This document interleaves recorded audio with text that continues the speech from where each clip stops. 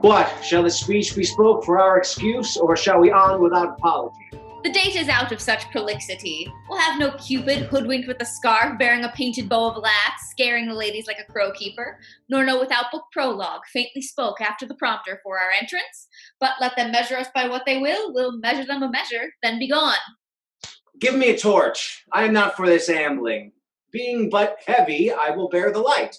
Nay, gentle Romeo, we must have you dance. Not I, believe me. You have dancing shoes with nimble soles. I have a soul of lead, so stakes me to the ground, I cannot move. You are a lover. Borrow Cupid's wings and soar with them above a common bound. I am too sore and pierced with his shaft, to soar with his light feathers, and so bound, I cannot bound a pitch above dull woe. Under love's heavy burden do I sink. And to sink in it, you should burden love. Too tender a thing for such oppression. Is love a tender thing? It is too rough, too rude, too boisterous, and it pricks like a thorn. If love be rough with you, be rough with love. Prick love for pricking, and you beat love down. Give me a case to put my visage in. A visor for a visor. What care I, what curious I, doth quote deformity? Here the beetle's brows shall blush for me. Come, knock and enter, and no sooner in, but every man betake him to his legs. A torch for me. Let wantons light of heart tickle the senseless rushes with their heels. I'll be a candle holder and look on. This game was ne'er so fair, and I am done. Tut! Done's the mouse, the constable's word? If thou art done, we'll draw thee out of the mire of this Sir Reverence love, wherein thou stickest up to thy ears. Come, we burn daylight, ho! But, nay, that's not so. I mean, sir, in delay. We waste our lights like lamps by day. Take our good meaning, for our judgment sits 5 times in that, ere once in our 5 wits. And we do mean well in going to this mask, but it is no wit to go. Why, may one ask? I dreamt a dream tonight. So did I. Well, what was yours? That dreamers often lie. In bed asleep. In bed asleep while they do dream things true. Oh, then I see Queen Mab hath been with you. She is the fairy's midwife, and she comes in shape no bigger than an agate stone on the forefinger of an alderman, drawn with a team of little atomies athwart men's noses as they do lie asleep. Her wagon spokes made of long spiders' legs. Her traces of the smallest spider's web. Her cover of the wings of grasshoppers. Her collar of the moonshine's watery beam. Her wagoner is a small, gray-coated gnat, not half so big as a little grub were pricked from the lazy finger of a maid.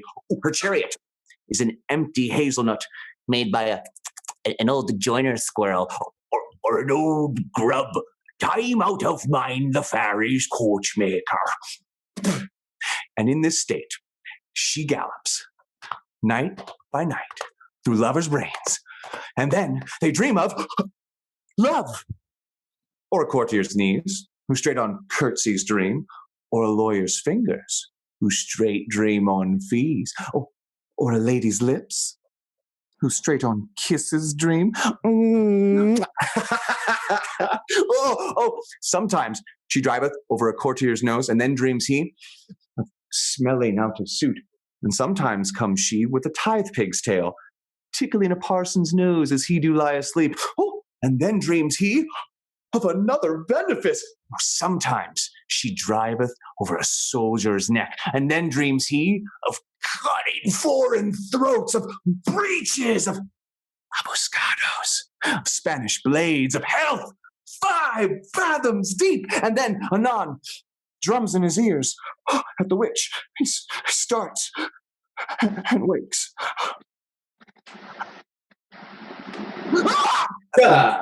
And thus being frighted, swears a prayer or two and sleeps again.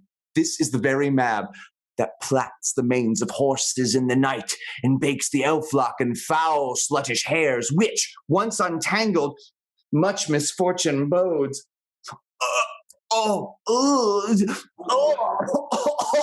This is the hag that when maids lie on their back, that presses them and learns them first to bear, making them women of good carriage. Oh, this is she! Peace, Mercutio, peace. Thou talk'st of nothing. True. I talk of dreams, which are the children of an idle brain, begot of nothing but vain fantasy, which is as thin a substance as the air, and more inconstant than the wind, who woos even now the frozen bosom of the north, and being angered, puffs away from thence and turns his side to the dew-dropping south. This wind you talk of blows us from ourselves. Supper is done, and we shall come too late. I fear too early, for my mind misgives.